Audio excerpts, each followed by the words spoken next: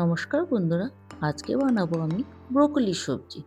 তার জন্য প্রথমে নিয়ে নিয়েছি আমি ব্রোকলি আর আলু। প্রথমে কড়াইয়ে দিয়েছি সর্ষের তেল গরম করতে, তারপরে আমি ব্রোকলিগুলো দিয়ে দিয়েছি। আস্তে আস্তে নাড়াচাড়া করব।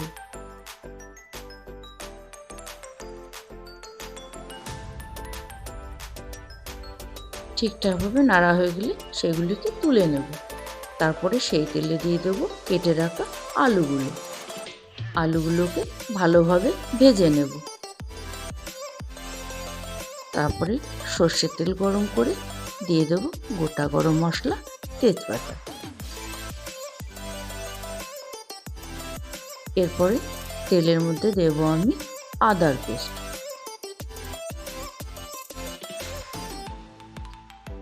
আদার পেস্টটি দিয়ে আমি হালকাভাবে ভেজে নেব।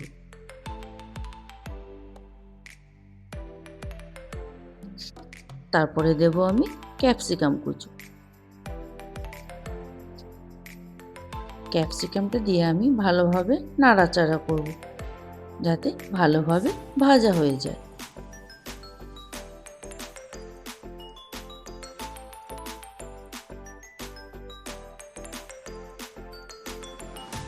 এরপর দেব আমি একটি টমেটো। টমেটোটা দিয়ে হালকাভাবে নাড়তে থাকবো।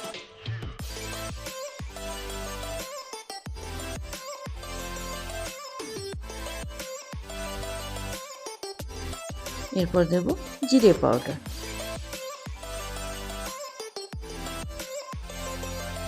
জিরে পাউডারটা দিয়ে আমি সেটা ভালোভাবে নাড়াচাড়া করব।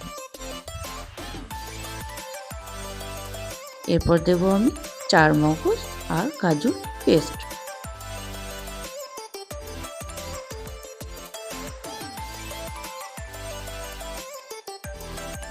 তারপর আমি আবার একবার নাড়াচাড়া করে দিলাম। এরপর দেব 1 চামচ মতন হলুদ পাউডার।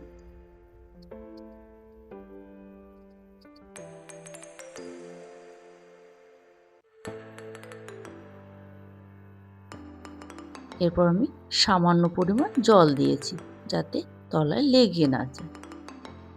আস্তে আস্তে নাড়াচাড়া করব।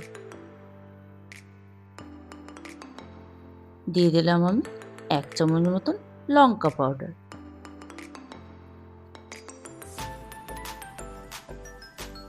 তারপরে আস্তে আস্তে পুরো মশলাটা নাড়তে থাকব।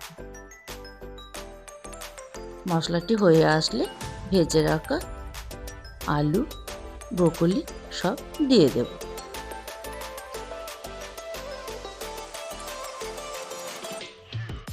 পুরোটা দেওয়া হয়ে গেলে নাড়াচাড়া করে দেব।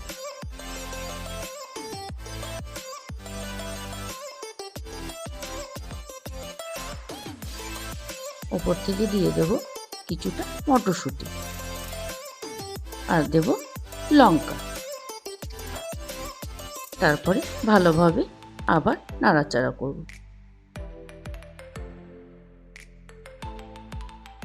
আর দিয়ে দিয়েছি আমি পরিমাণ মতন লবণ আর গরম মশলা। সামান্য পরিমাণ জল দিয়েছি সেদ্ধ হওয়ার জন্য। আলুগুলো আমি ভাজা অবস্থাতেই সেদ্ধ করে নিয়েছি। এরপর রেডি হয়ে গেছে আমার ব্রোকলি আলুর সবজি। দেখো বন্ধুরা।